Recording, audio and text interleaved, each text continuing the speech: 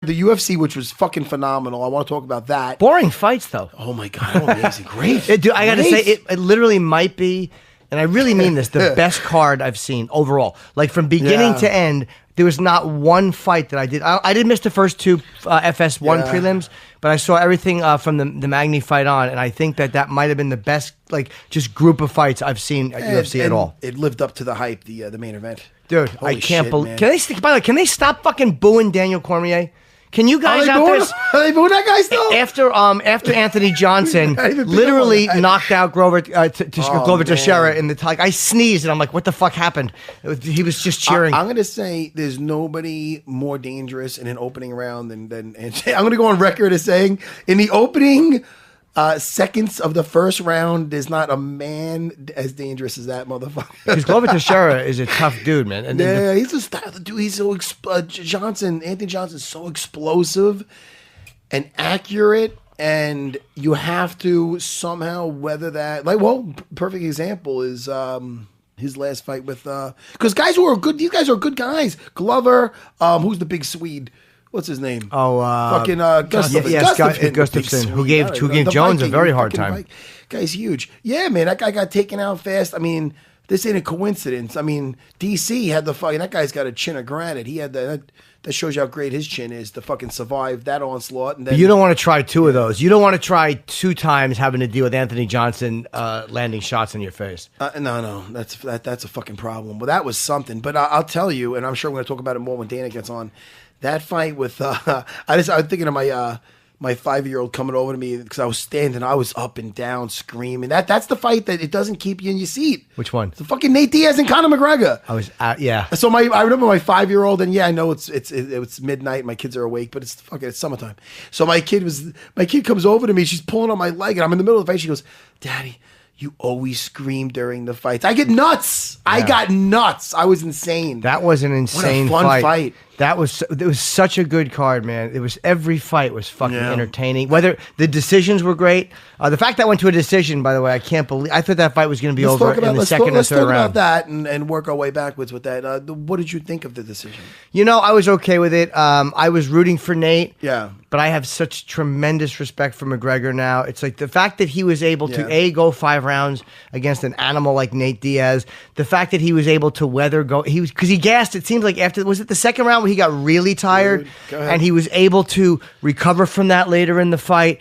I thought his strategy was amazing, kicking Diaz like that. I didn't see that coming. And the fact is, the one problem I see with him is the difference between him and Cerrone is he's getting tired at welterweight, and I'm sorry, at 170. That is welterweight. Yeah. I'm thinking I was going to say the weight, and I said welterweight. But Cerrone seems to be doing better, and he wants to go back down. I think 155 is better for McGregor. Yeah. And ultimately 145. I think we're looking at that next. But let me just start with we're going to get to that in a second. What's next for him? What we're thinking anyway. What we would think about that. But with the fight, I thought Diaz won 3 rounds to 2. Be honest with you, I thought it came down to that 5th round, and I thought he won the 5th round. First round Conor. Sure. Now the second round, the first minute, he knocks down Nate. Boom.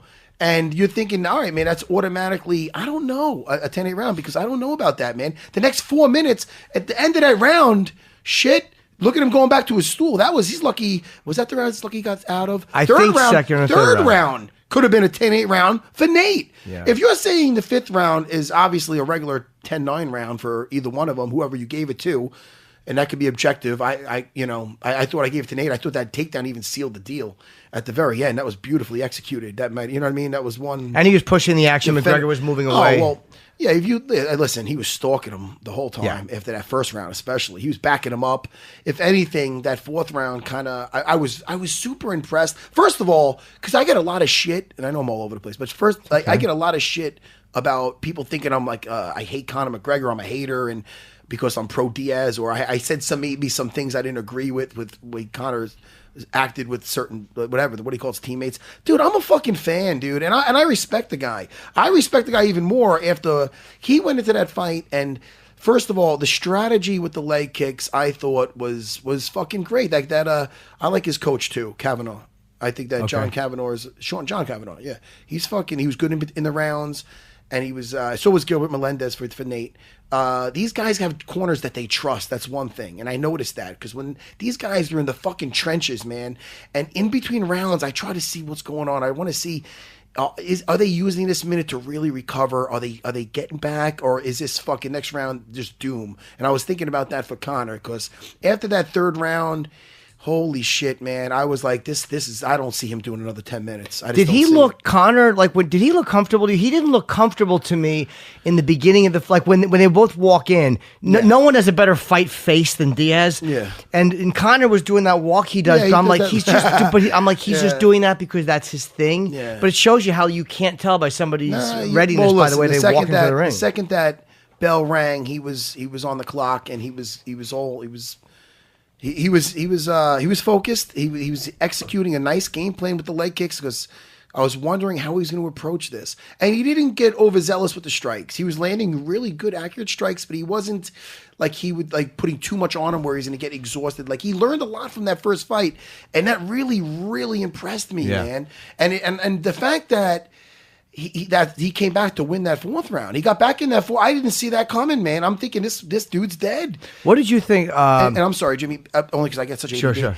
It's very easy to get out of to have that fight over. In other words, it takes him a second of just Big John was watching the end of that third round.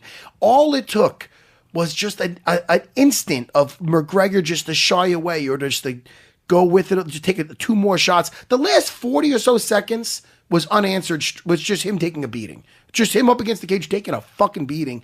And to come back and win the next round, I can't say enough of. I can't say how much I respect that and give the guy credit for that because that's something you can't teach. It's so easy to get get the fight over. It's so easy just to, all right, man, fuck this for a second. Oh, they stopped it and, hey, man, you tried. And he didn't. He didn't give in. He hung tight. And he weathered that shit, and he came back to win the fourth, and I thought Nate won the fifth, and I thought it was 3-2 for Nate. But, and he popped Nate 3 times, and Nate almost stayed on the ground. You could see like he wanted Conor to come down. But Conor's defense against the cage was very impressive. Nate couldn't put him down. I was very impressed with the fact that Nate was trying to drag him down. He just couldn't. Yeah, there was little instances there where it looked like he could have. It was like, oh man, he's almost got him. But, Conor, for good reason, treated that fucking mat like hot lava. Yeah. And the difference is when Nate got whacked and he went down, I did not, once he was down in his guard, I was instantly I wasn't worried. I was more worried about him getting back up too soon, being on wobbly legs, because that's how much I trust in that dude's jiu-jitsu. Yeah. You know what I mean? You saw when he was on his back, he was inviting him in because he's like, all right, man. Even if I'm a little whacked, if I got whacked around a little, down here, just sensitivity alone will take care of itself. After Fedor Verdum, I don't think anybody will ever fall for that trick again. Oh no, I'm hurt. Oh no, don't hit me down here. Nah, man, he was. Dude. What a great fight. What a great fight. I mean, a trilogy is just is bound to happen eventually. I'm a cornball. I like when the guys at the end, those guys talk so much shit, but I like when he helped them up at the end. Like that, it really makes me happy. Yeah. I hate people that don't like that shit. Like it's like these guys had an experience they shared that none of us can understand. We just watched it. I had stuff like that with guys I had bad feuds with, like Matt Hughes. I hugged it with that guy afterwards. What's your feelings as soon as the fight's over and you don't like a guy and you've just fought, regardless of what happens, you hug him? What is your feeling when you're hugging this guy? It's weird, man. It's like it's almost like you go through something with somebody where you try and it's a weird connection where all the guys that I fought, I'm pretty cool with. You know what I mean? And the bigger the battle is with these guys, the closer the bond sometimes. that's and you're both trying to take each other out. You have a respect for each other that's just made out of just what you went through. You know what I mean? And especially a fight like Diaz McGregor, where Diaz lost it, but it was a decision. Like both of those guys fought really, really well and really respectably, so no one got knocked out or got it was made to look bad. But how long does it take after that, where you guys have bad blood and then you have this fight, you have a connection? Yeah. When does that shitty feeling start to come back? Well, like how long after Diaz and McGregor left the ring are they like, oh fuck that? That could have been at the press conference. I mean, you know what it is when you go through it right there. It's like, all right, man, good job. We both went after it. You know what I mean? It's just, it is. Listen, at the end of the day, it is martial arts. It is, and that's something that you should be a good sport no matter what it is. But, there's guys that are shitty winners. You know what I mean? Do you think that not that Nate wanted to win, but if you're going to take a loss, this loss for Diaz is the best kind of loss you can take. It was a decision. You fought like an animal. Your fucking head was split open. You look like just a crazy savage. And you're making a lot of money in number 3. It's questionable. It is questionable. I know, because if he would have got the decision, hey, man, I'm sure he's probably happy as shit. He looked happy as shit hitting that vape pen on the fucking... You see it? No. You see him in the post-fight thing with the vape pen in his... Oh, he's fucking a trip. It's fucking great. Can you picture, though, a better loss to take than that, though? That's got to be the best kind of loss. If you know, like, hey, I lost, I fought my best, and now you fight number 3. Yeah. Do you think they headlined the Garden, or did they look for a championship fight for that? I think that's going to be something different. But I think as far as with them fighting right away, I think that Conor is going to have to go back and fight and defend that belt. You can't keep that division up in... No, I know, I agree. You can't hold on to that belt. That's bullshit. Something tells me he's not going to defend it. He's not going to want to go back down 2 weight classes. Do you ever see those weigh-in pictures of him weighing in at 145? Yeah. It don't look too good. And if you're going to... and I'll tell you right now, 155 is a very interesting weight class for him because... That's a fucking murderer's row. Yeah. What do you think? Why is it the Cerrone you think has better energy at 170 and McGregor seems a little bit, is it just their fighting styles? Well, Cerrone's pretty active. Yeah, but he also, Cerrone doesn't fight 145. No. I mean going up to 170. Yeah, but he's going up there from 155 and the other guy's going up there from 145. So you think it's the 2-weight class jump as opposed to one? That definitely has something to do with it for sure because he's a big, look at Cerrone's a big dude, man. Cerrone walks around, it's not like you're looking at him like a little guy. The guy's 6 foot, what is he?